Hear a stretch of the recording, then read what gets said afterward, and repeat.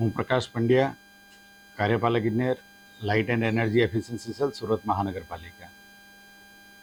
સુરત મહાનગરપાલિકાએ net zero mission અને sustainable energy અને ગ્રીન મોબિલિટી હેઠળ ઇલેક્ટ્રિક બસ ડેપો અલથાણ ખાતે જે આવેલો છે તેમાં 100 કિલોવોટનો સોલર પ્લાન્ટ સ્થાપિત કરેલ છે.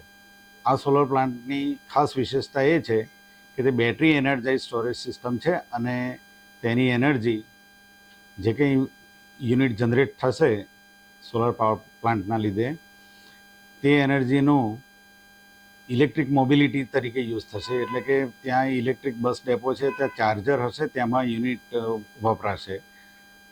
હવે આપણે ગ્રીન મોબિલિટીમાં આ સુરત મહાનગરપાલિકા આગળ વધી રહેલી છે. તેનો આ પાયલોટ પ્રોજેક્ટ છે અને ભારતભરમાં આ પ્રથમ પ્રોજેક્ટ છે ગ્રીન મોબિલિટી માટે બેટરી એનર્જાઇઝ સ્ટોરેજ સિસ્ટમથી.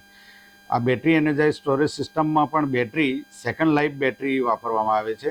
એટલે એક વખત જે બેટરી આપણે વ્હીકલમાં વાપરવામાં આવે તે બેટરી જ્યારે ત્યાંથી એક્સપાયર થાય તે પછી એની એફિશિયન્સી ઘટે પછી એનો ઉપયોગ આપણે આમાં કરવામાં આવે છે અને એને રિફર્બિશ કરવામાં આવે છે. એટલે સેકન્ડ લાઈફ બેટરી છે, જેથી ભારતની ઇકોનોમી વેગ મળે છે.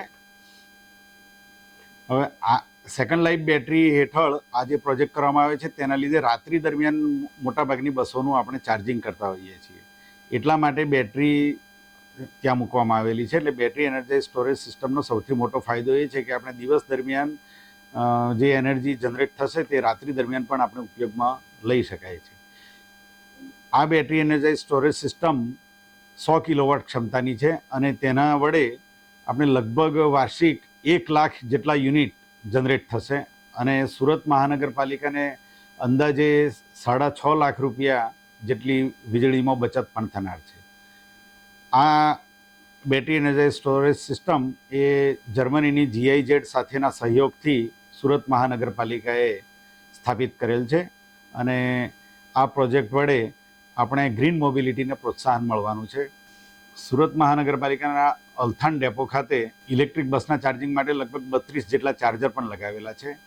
ત્યાં આપણા જે કંઈ બસ આવે છે તે બધી બસો સુરત મહાનગરપાલિકાના BRTS કોરિડોર માટે જ ડેડિકેટેડ છે. એ બધી બસ 75 જેટલી બસ છે, એના ચાર્જર ત્યાં લગાવવામાં. સિંગલ ચાર્જમાં ઇલેક્ટ્રિક બસ લગભગ 180 થી 200 કિલોમીટર જેટલો કાપી શકે છે ત્યારે ટ્રાફિક કન્ડિશન પ્રમાણે. આમ તો 250 કિલોમીટર હોય છે, પરંતુ સુરતના ટ્રાફિકને અનુલક્ષીને લગભગ 180 થી 200 કિલોમીટર જેટલું એક બસ કિલોમીટર કાપે.